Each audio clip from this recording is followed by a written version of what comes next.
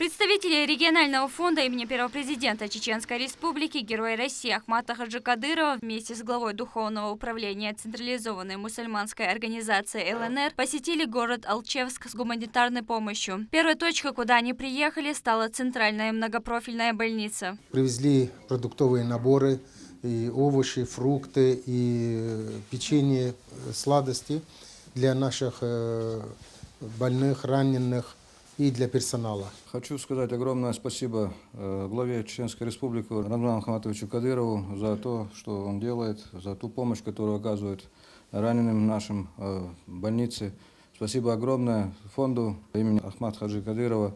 Огромное спасибо, что вы есть. Спасибо вам. Следующим пунктом назначения волонтеров был Алчевский центр социальной реабилитации детей-инвалидов. Ребят порадовали вкусным обедом, а гостям в знак признательности устроили небольшой концерт. Не спросит Бог, где ты работал, какую должность занимал. Он спросит, скольких ты заботой и честностью своей объял.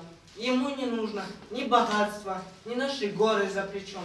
Ведь он для нас готовит царство, в котором нет нужды ни в чем.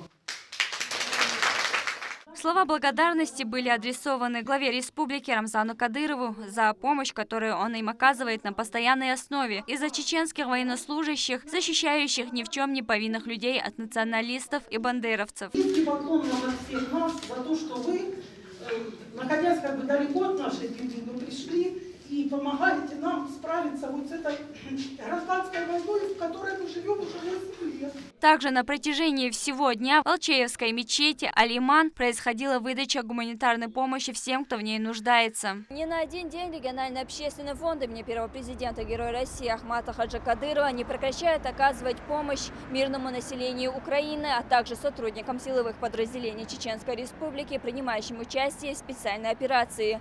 Такая поддержка существенно облегчает несение службы бойцам и преодоление трудностей жителям Донбасса. Лейла Муртазова, Резван Насипов, Магомед Бараханов. Вести, Чеченская.